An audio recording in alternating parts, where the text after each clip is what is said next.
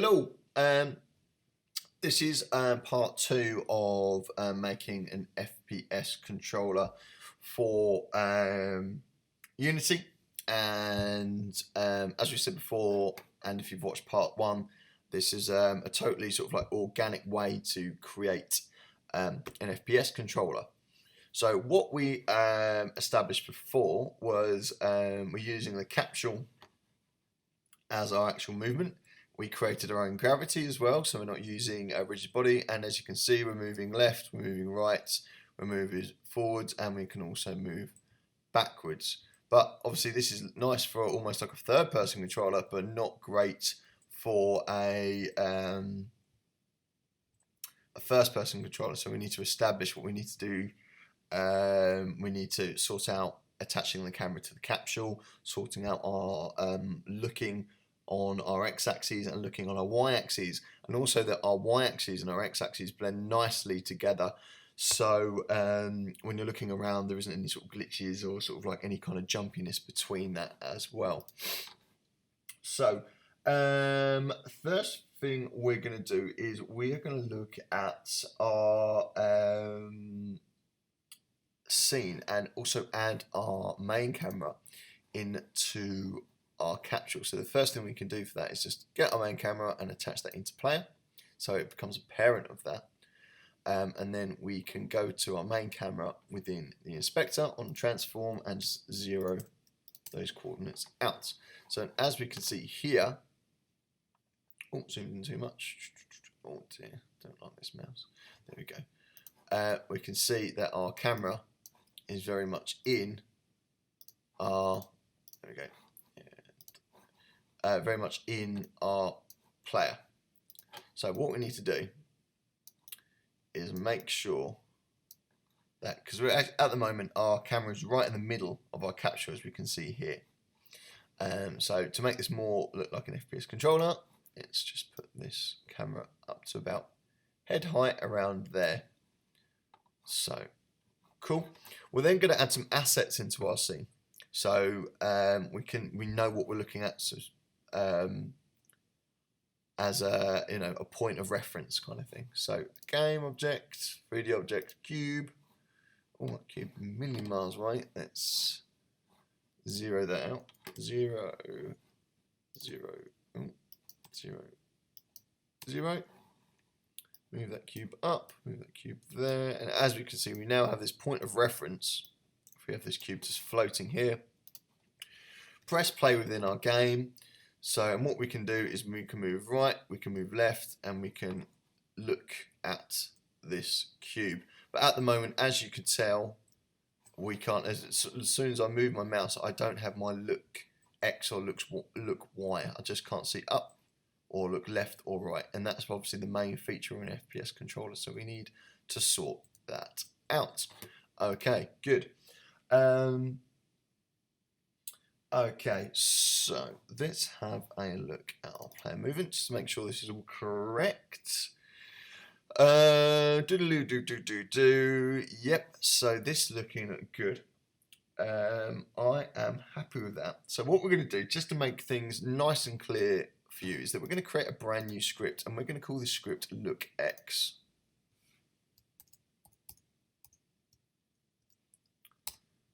There we go. Double click onto that.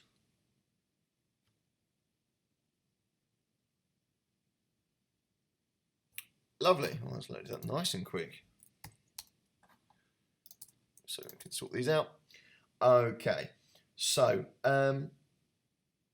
what we need to do is in our update field is make sure that when we think about axes, we think about sort of rotation and creating a new rotation, just like we create a new transform for our movement. But we're going to look at something called Euler Angles, and they're essentially to fit in with a world space and to make sure that our rotation isn't fixed.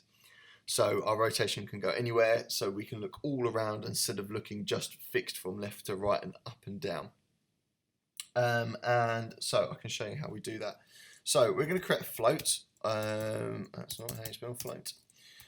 Float. And we can call this, and let's just call this mouse X. Let's call this underscore mouse X so we know what we're doing. Underscore, so we know that's our name for that, and that will equal our input. There we go, it's all popping up for me. Dot get axis. There we go. And this time we are going to go for exactly what it says on the tin, mouse space X. Okay, so you might be thinking, okay, cool, but where are you finding this from? Well, just like our player movement, where we gathered input.getAxis horizontal and vertical, with mouse X, this is also something that's already implemented and fed into Unity. So if we click onto Unity, go to Edit, go to Project Settings and Input, we will be able to find, there it is, mouse X. And we can see that this will help with the rotation, as we can see, type mouse movement there. So this is already implemented into Unity, so we might as well just use this. It makes things a lot easier. So that's where I'm getting that from, if you need to know that. Okay, so because we're going to create a new movement for our object, this needs to be a new vector 3 rotation. So if we say vector 3, there we go, call this new rotation. Awesome, and that will equal transform. There we go, where's transform? There we go. Transform dot local Euler angles. There it is. So that's the thing we haven't seen before. So this will help us with our rotation. Then we are going to look at new rotation dot on the Y, which is going to plus equals underscore mouse X. Lovely. Okay, so what we're saying here is that we're going to do a new movement with a vector 3, so to our object, and our transform is going to react with our local Euler angles. As I said, a local Euler angles again is the rotation, so it's that looking around rotation. So if we put transform.rotation, that wouldn't work because it would almost rotate the object and not be for our mouse look. It just wouldn't work. It would be fixed and glitchy. So Unity has developed local Euler angles, and that's what we've got here. And then we're saying that rotation is going to go on our y-axis and plus to equals our mouse X. So when we move, our local Euler angle will move as well.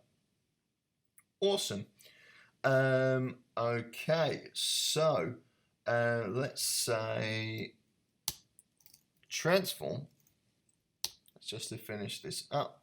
Dot local Euler angles equals new rotation. Cool, so that should sort that all out.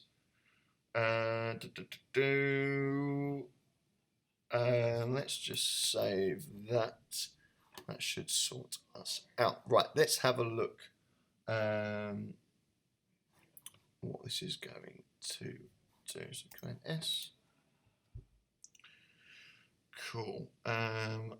So let's add our player, add our look X scripts. Lovely. And let's see what that does. Okay, aha, so there we go. Left and right, we can now walk around and look. And now, as you can see, also, that's got some nice movement. Awesome. Cool. That's working all lovely and dandy. Okay, so that's really easy to get that implemented in. You don't have to mess around with things. It's just a nice, easy, kind of simplified version of using our Euler angles. But what we can do is that we can add different things to this. So if we're saying, let's say for example, you want maybe your look to be a little bit more realistic, you think it's a bit too light, and you want to create a more custom controller, which again, this is what this tutorial is all about, is that we're creating a more custom FPS controller than just grabbing one from standard assets and bunging it into our game. So what we can do is we're going to add a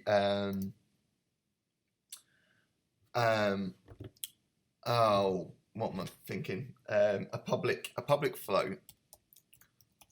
It's called public float, and we call this underscore sensitivity. So we can add a sensitivity, and with this, what could we set this as? This just equals 1f. Start with that. So if we add a sensitivity to this, you can then, make it be a bit more stiff. So let's say you're being, you could be an FPS controller for an older character, a younger character. With this sensitivity of the look, you have more control, and again, we have more control with the speed for our movement of our player. So we're building this bit by bit with all these different controls, so we can create a truly custom FPS. So with this sensitivity, we can add this within, I think, our mouse X. So if we go here, so within our rotation on the Y, we can change the sensitivity. So if we go times that by our underscore sensitivity, that should sort us out for that as well. Cool. So, and hopefully if we look at the player script, we click on that. There we go, sensitivity, and it's currently at 1. So let's just see if that's the same. If I press play, yeah, no, that's fine. That seems fairly normal. If I go to player, change that to, let's say, 10. Click back on, and as you can see, whoa, the sensitivity is really sensitive. So I'd probably put that down to 1, or because it's a float, we could put it at 1.5, or we could say 0.7, for example. Press play, and then obviously we've got more of a controlled look. So there we go. That's how we can add sensitivity to our look, and obviously we can add that to our look axes as well, to our look Y axes, sorry. So what we're going to do, again, to make this nice and clear for you, we're going to create another script and call this look Y. Okay, so with look Y, we're essentially going to do the same thing. So if you already know what you think you need to do, give it a try. Pause this video. Start to have a look at your look X and figure out what you could do for your look Y. Add it in. If you've got some problems, play this video again and see what I do, and we can work this out together. So it'd be a really good idea if you did that. If not, you can just continue watching this video. Okay, so just like with mouse X, in update, I'm going to make sure my float of underscore mouse Y. Here we go. Helps if you can type properly. Is equal to input. Equal to, not pass. Equal to. There we go. Input dot get axis, and that axis is going to be mouse Y. Lovely, easy to follow and understand. Then we're going to again say vector 3. We're then going to say this is also a new rotation, and that is equal to transform dot local Euler Angles. Lovely. So with that, we can then say new rotation. This time is going to be dot x. So our y is going to work on our x-axis looking up and down, and that is plus equal to our underscore mouse y. We can then say transform dot local Euler angles equals, you got it, new rotation. Okay, lovely, fantastic, that should work. Obviously, if you want to add your sensitivity, by all means you can do that. Again, just to add that up at the top and implement it into your update method. Okay, so if we added our look Y script into our capsule, we could have some issues with the camera and how the camera reacts with it. So let's have a look if I do that.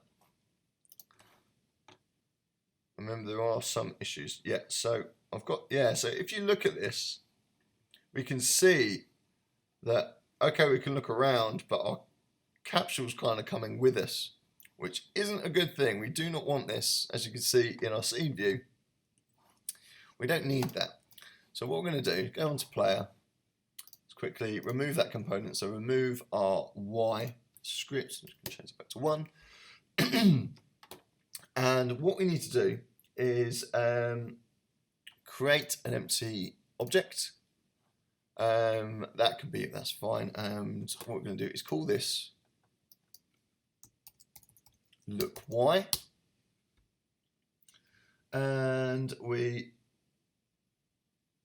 are going to, so renamed it look Y, and we can drag oh yeah, we've dragged that into there, that's fine. Oh, some update, that's good. Action required, I'm going to ignore you. And then we can, oh, that's already zeroed out, hopefully. Yep, it is, fantastic. We're going to drag our main camera into look Y, like that, there we go. And then we can add our look Y script into here. So if you add components, look Y, there we go, fantastic. Let's have a look. Let's press play, see if that sorts things out. Okay, that looks, so I'm going looking left, looking right, and I look, oh, so if I look down, my look is inverted, okay, which is very odd indeed. So what I need to do is, if my script is, so if I look at this, if I look down when I want to look up, I'm looking down, so I've got inverted controls. If you love inverted controls for your game, absolutely fantastic, you've done the right thing. If you don't, what we can do is quickly go back onto our script and change this plus on our y-axis to a minus, save that, and that should fix the issue. There we go, fantastic. So now we can look around, walk around. Okay, so what you might find is if I'm walking around, I can walk right to the edge. So if I turn around and go, right, I want to walk back to my cube and walk, I'm still, now my controls are inverted. So if that happens, and you feel that when you turn around, so you do a complete 360 and you turn back the other way, or not 360 or 180 and you turn back the other way, and you're still walking backwards, or you're now walking backwards, we need to have a look at our player script and just fix that issue. So what we need to do, what we can do is just under here in our player script, we need to add something for velocity and our walking. So if we had velocity is equal to transform dot translate direction, that should be translate direction, Hopefully we can use that. Brackets velocity and that. Oh, why does it not like translate direction? Translate direction, no accessible extension. Oh no, because it's not translators, it's transform direction. Transform direction, there it is. Transform direction to our velocity. Okay, so every time, this script is a little bit confusing, but what we're trying to say is every time we kind of turn back on ourselves on our transform of our transform, we want to, every time we look, that's the direction we want to go in. So if we turn around 180, that's the direction we want to go in. Okay, so if we Command S that really quickly, we should press play, and I should be able to walk forward. Fantastic. I'll just hit that cube. So let's say walk right to the edge. Now I turn around, and now I'm looking at the cube, and now I can walk back to that cube because we're saying it's the look direction that is the most important, and that's the transform we want to go. So there you go. Bit long-winded, but you have created a completely organic and physics-based first-person controller without using a rigid body, and with sensitivity as well and speed. And because we know how we've created that, you can now go and create your custom first-person controllers. I hope this video has helped. See you soon. Thanks. Bye.